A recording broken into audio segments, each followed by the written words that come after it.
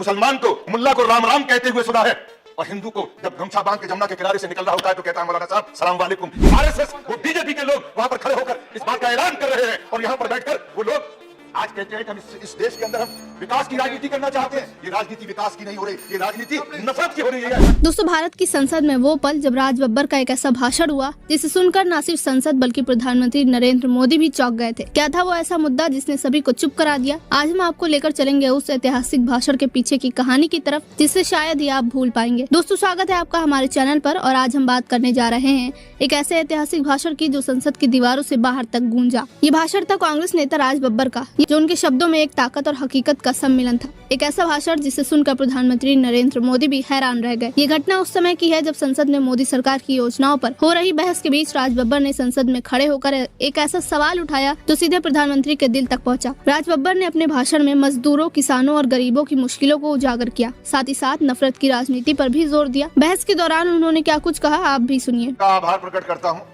मेरी समझ में नहीं आता, मैं तो जान की अमान चाहता हूँ।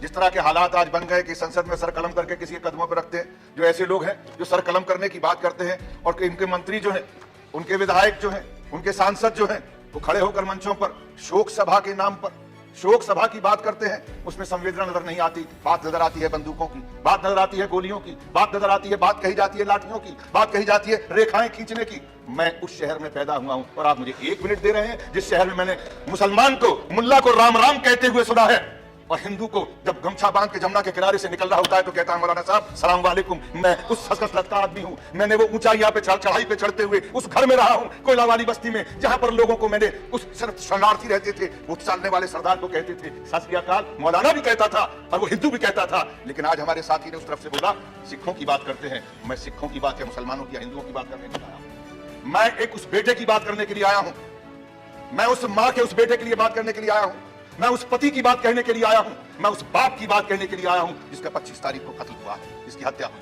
हत्यारे को सजा मिलनी चाहिए। मैं वो कहने के लिए आया हूं। लेकिन उस हत्यारे की बिना पर आगरा, जो दुनिया के अंदर मोहब्बत का शहर कहलाता है, सिटी ऑफ लव, जिसके बारे में हिंदुस्तान को पहचानने की अगर कोई खिड़की है तो ताजमहल है, आगरा है। ये वो सूरदास का शहर है, ये वो शहर है नजीर अकबर आबादी का, ये शहर है मोहब्बत का, जहां पर शाहजहां और मुमताज की मोहब्बत को देखने के लिए दुनिया के लोग उस शहर के सामने तस्वीरें खिंचवाने आते हैं, उस पटरी पर बैठते हैं। मुझे मालूम है गृह मंत्री महोदय यहाँ पर बैठे हुए हैं, और मैं इसलिए भी उनका आदर करूंगा कि उस प्रदेश के मुख्यमंत्री रहे हैं।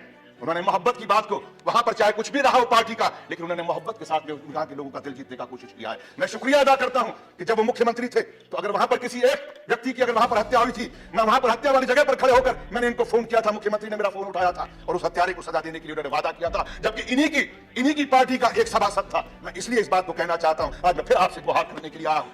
आज आप इस देश के गृह मंत्री हैं। मैं आप माननीय महोदय कहें तो मैं बैठ जाऊं। ये बात आगरा की नहीं है, ये बात उस मोहब्बत के शहर की है जिसको नफरत की प्रयोगशाला की तरह से इस्तेमाल किया जा रहा है। मैं उस शहर की बात कर रहा हूं, आगरा शहर। मैं बोलता बहुत कम हूं चेयरमैन साहब, मैं कभी कभी बोलने की कोशिश करता हूं, मैं रोज रोज नहीं बोलता हूं, लेकिन जब बोलता हूं तो यहां से बोलता हूं और मुझे बोलने दिया जाए। मैं आज उस शहर की बात कर रहा हूं जिस शहर के अंदर मामूली लोग सिर्फ इसलिए वहां पर चलते हैं कि मुझे उसके साथ में रोजगार करना है। वो हिंदू की दुकान थी या मुसलमान की दुकान थी, बात ये नहीं है। उस दुकान पर काम करने वाला कौन था? अभी बंद करो। कैसे बंद कर दूं? आपको खुलने का समय आया, आप कहते बंद कर दूं?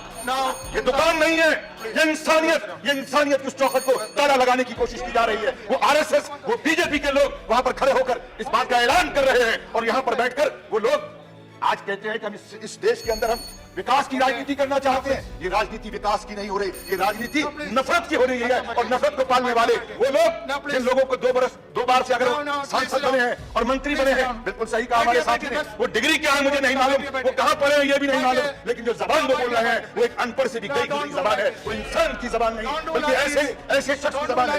राक्षस कहना छात्रों को, अगर ये कहना कि ये कुत्ते हैं, तो मैं ये कहना चाहूंगा ऐसा व्यक्ति No, Dinsa, nothing goes on record. Dinsa, please.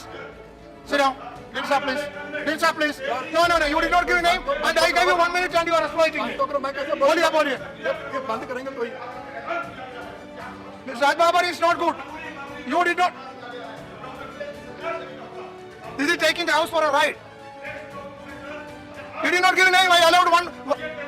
दोस्तों, राज बब्बर का ये भाषण ऐसा था जिसने न सिर्फ विपक्ष को बल्कि सत्ता पक्ष को भी सोचने पर मजबूर कर दिया। प्रधानमंत्री नरेंद्र मोदी, जो हमेशा अपने भाषणों में विकास और आत्मनिर्भरता की बातें करते हैं, खुद चुप हो गए। यहाँ ये समझना जरूरी है कि राज बब्बर का भाषण सिर्फ एक राजनीतिक बयानबाजी नहीं थी। उन्होंने अपनी बातों से ये साबित करने की कोशिश की कि सरकार के विकास के दावे कितने खोखले हैं। उनका ये कदम एक तरह से सरकार की नीतियों पर सवाल उठाने की रणनीति था, जो विपक्ष के लिए एक बड़ा हथियार साबित हुई। आपको बता दें कि राज बब्बर के इस भाषण का असर सिर्फ संसद तक ही सीमित नहीं था, बल्कि ये सीधे जनता तक भी पहुंचा। राज बब्बर के इस भाषण को सोशल मीडिया पर भी जबरदस्त प्रतिक्रिया मिली। लोगों ने उनके भाषण के कई हिस्सों को ट्वीट किया, शेयर किया और इस पर चर्चा भी की। तो दोस्तों, राज बब्बर का ये भाषण न सिर्फ राजनीति का हिस्सा था, बल्कि ये उस समाज की आवाज भी था जो हमेशा हाशिए पर रहता है। इस भाषण ने भारतीय राजनीति की नई दिशा को आकार दिया और हमें ये भी याद दिलाया कि राजनीति केवल सत्ता के लिए नहीं होती, बल्कि समाज के हर वर्ग की आवाज को बुलंद करने के लिए भी होती है। अगर आपको ये वीडियो पसंद आया हो तो इसे लाइक करें और हमारे चैनल को सब्सक्राइब करना ना भूलें।